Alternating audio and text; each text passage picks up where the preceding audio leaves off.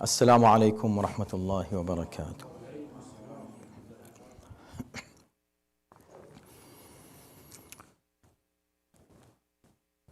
أعوذ بالله السميع العليم من الشيطان اللعين الرجيم. بسم الله الرحمن الرحيم.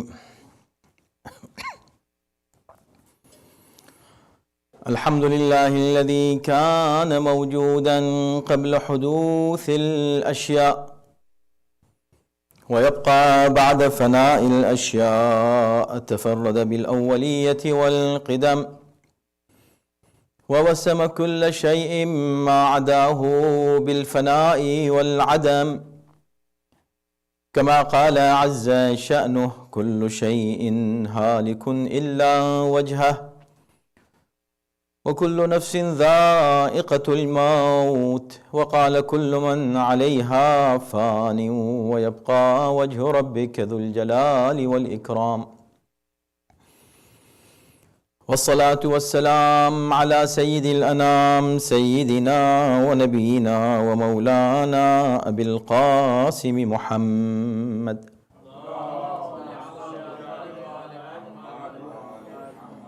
وآله الطيبين الطاهرين المعصومين، واللعنة الدائمة على أعدائهم أجمعين من الآن إلى يوم الدين. أما بعد، فقد قال الله في كتابه الكريم: بسم الله الرحمن الرحيم. وإذ قال إبراهيم: رب اجعل هذا البلد آمنا رب اجعل هذا البلد آمنا واجنبني وبني أن نعبد الأصنام. صلوات.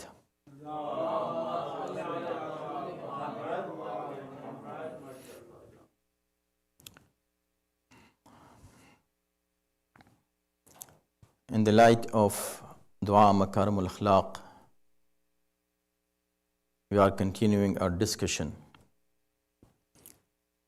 on various topics that Imam has discussed in this dua regarding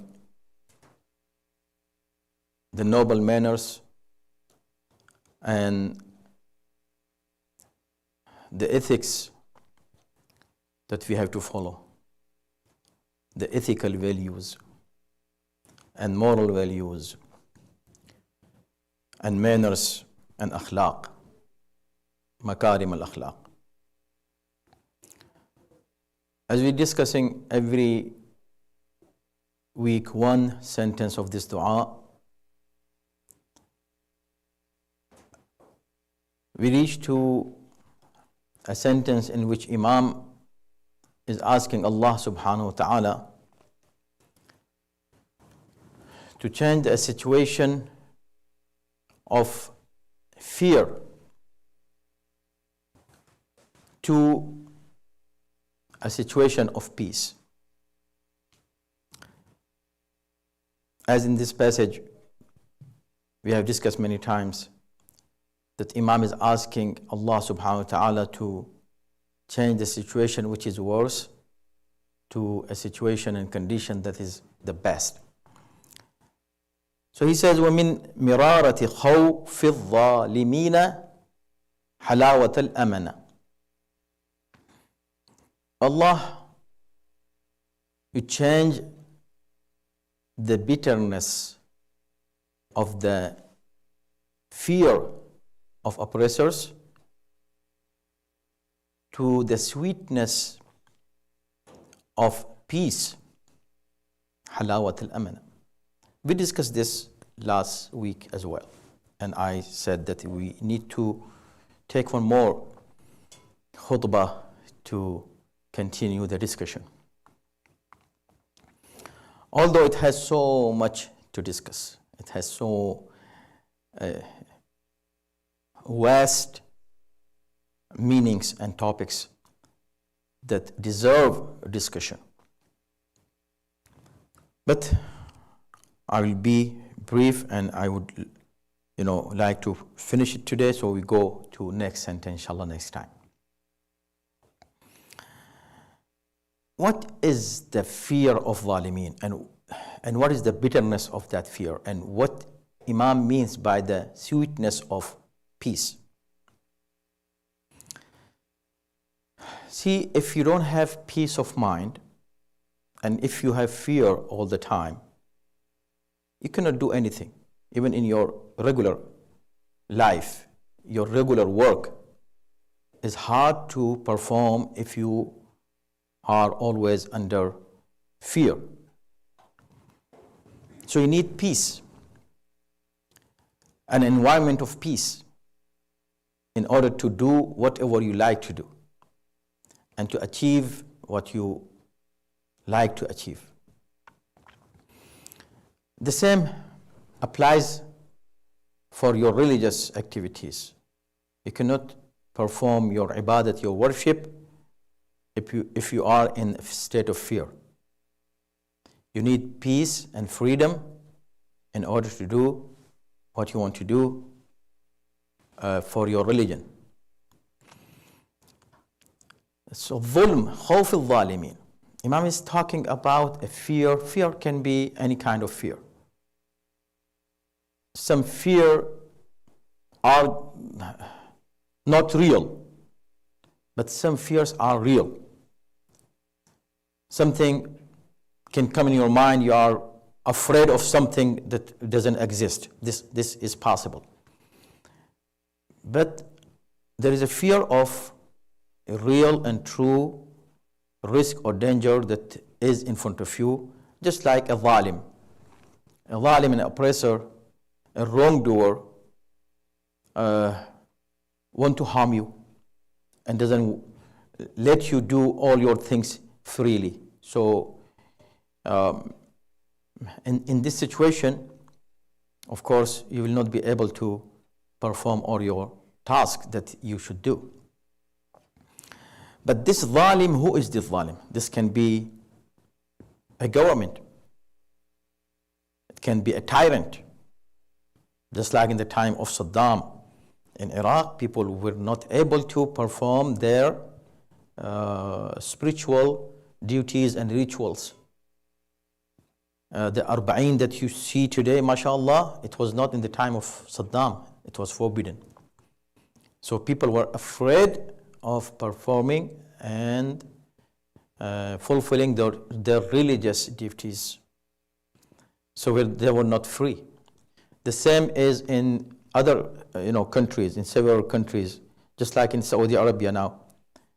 You cannot go and freely do ziyarat of your imams.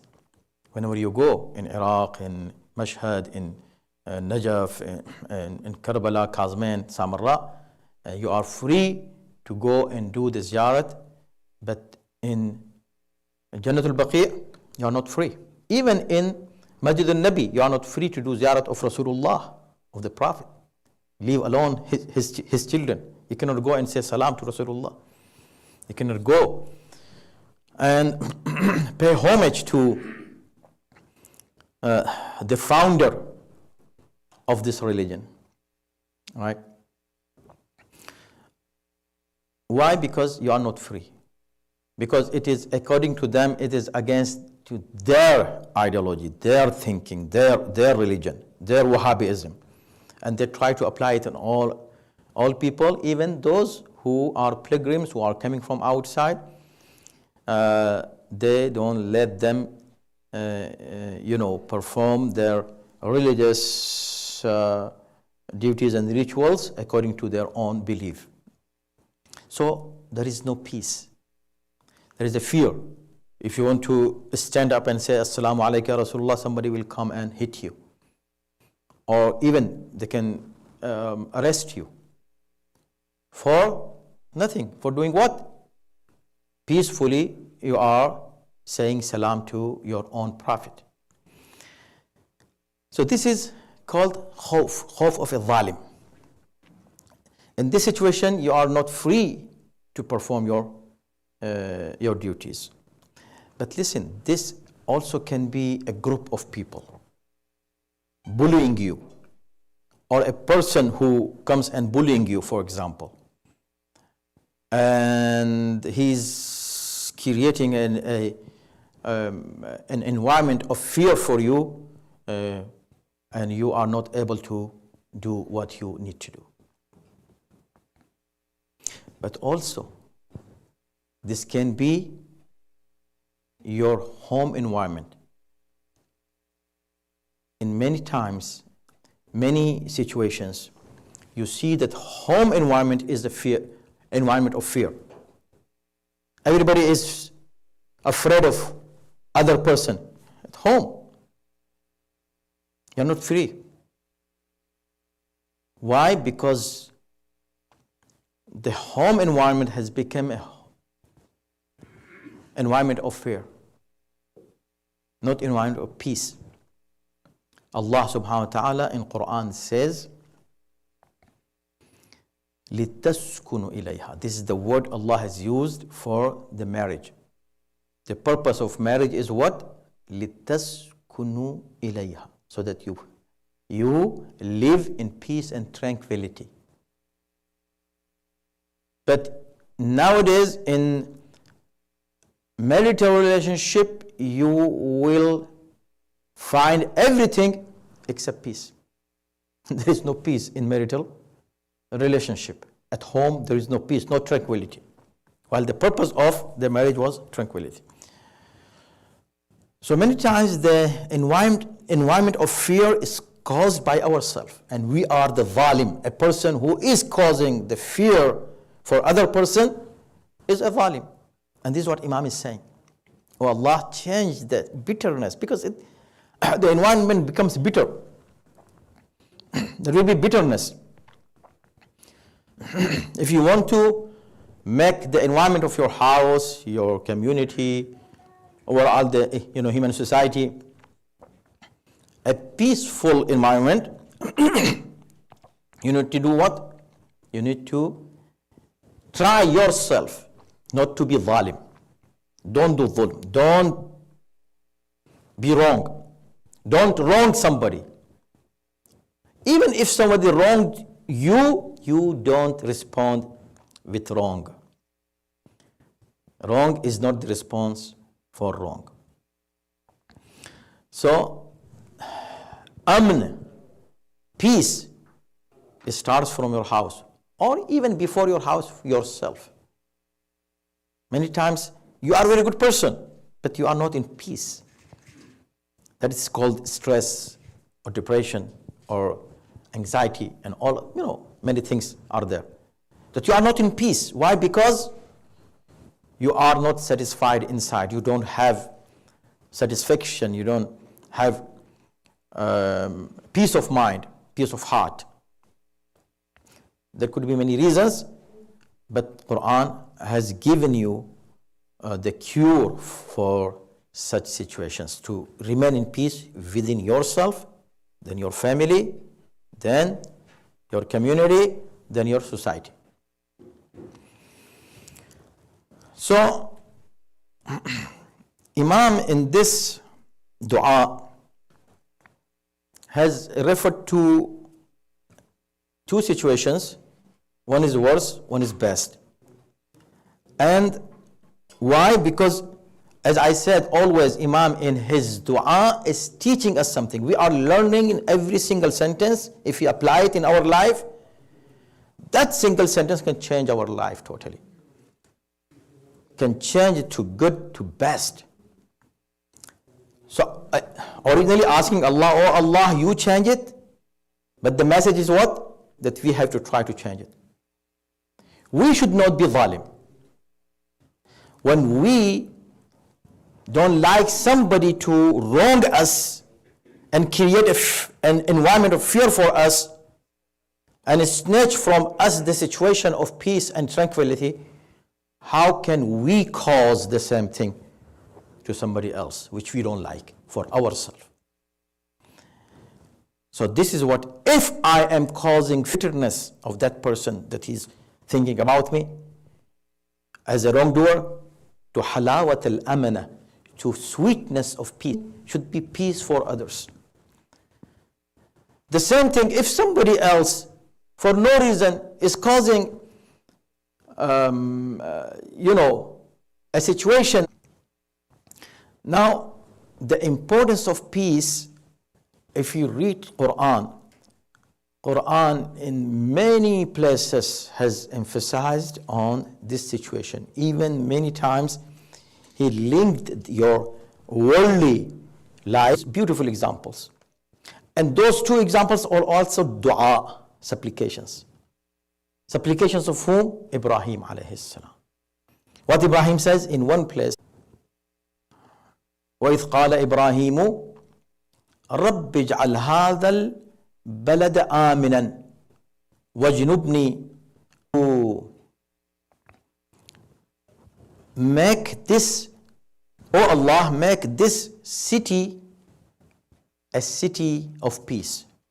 رَبِّ اجْعَلْ هَذَا الْبَلَدَ, this place, this city. So first thing he is asking is what? Peace. Why he is asking peace? What will kill them? From worshipping the idols, from doing shirk. See?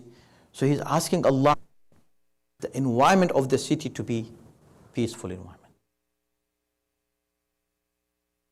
Which means, and not peace for yourself only.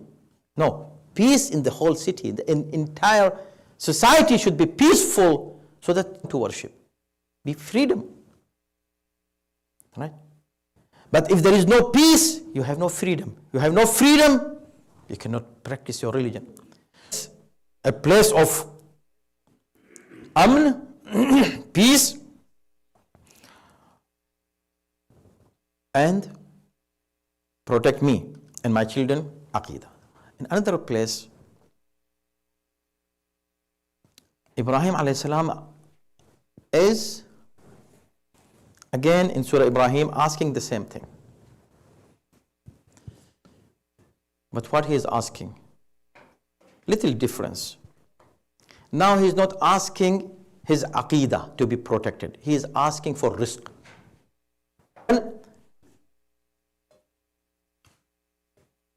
Oh Allah, make this city peaceful. The same thing. One dua is the same. But the next thing is different. And give rizq of fruits. Fruit is a symbol of any kind, and anything that you need in your life. وَارْزُقْ أَهْلَهُ مِنَ الثَّمَرَاتِ. And before he is asking for rizq, for sustenance, for food, for your livelihood, he is asking what? He is asking for peace. This is another ayat. It means peace is something that you need for your religion and you need for your life, worldly life, and for your akhirah. Both places you need peace. And it comes from all sides. If every person thinks that I want to be peaceful for others, the peace will establish in the whole world. But the problem is everybody wants peace for himself, but not for other person. If he says, I am going to be peaceful for others, this will return to him, and he will remain peaceful. The problem is where? Selfishness. Everybody thinks that I will be peaceful. I want this. I like this. I don't like this. I don't like this. And I always give the example of our home. Why? Because everything starts there. Everything starts from smaller unit. Then you talk about the community. Then you talk about global society. So first from your house. See what happens there. The conflict, and then the conflict turns into animosity, and animosity turns into so much more. And that two individuals, when they fight, then their relatives, their friends, the groups. What happens? And it is happening. So peace starts there. So if you are selfish at home and you say, I want this to happen. Why it didn't happen? What I wanted. Me. This is the problem. You want peace for you. You want everything you to be satisfied with. But how about others? Your wife, your children, your siblings, your in-laws, your others. In every single relationship. So see, in conclusion, if we again read the sentence of this dua, how comprehensive is this? About the relationship and about creating peace and establishing peace in our society. How beautiful is that? He says, وَمِن مِرَارَةِ خَوْفِ الظَّالِمِينَ حَلَاوَةَ الْأَمَنَةِ. Oh Allah, change my situation of مِرَارَةِ الظَّالِمِينَ, مِرَارَةِ خَوْفِ الظَّالِمِينَ, the bitterness of the fear of oppressors and wrongdoers, to the situation of what? حَلَاوَةَ الْأَمَنَةِ, the sweetness of peace. So the peace, if you want peace for yourself, you have to be peaceful for other people, and all together we can make peace and can create peace. And that's why the peace is so important, that Allah subhanahu wa ta'ala mentioned that ultimately a mu'min is going to reach Jannah, and the best quality and feature of paradise is what? udkhuluha bisalamin aminin. Go enter to this paradise with peace and tranquility. Salam, peace. Aminin, from aman, means peace. Full peaceful. There is no fear in paradise. But you can make your world paradise with your work if you really practice these beautiful teachings of A'imma alayhi salatu wasalam and teachings of Quran and Seerah of Rasulullah sallallahu alaihi wasallam. May Allah subhanahu wa ta'ala give us tawfiq to follow Quran and Ahlul Bayt alayhi salatu wasalam.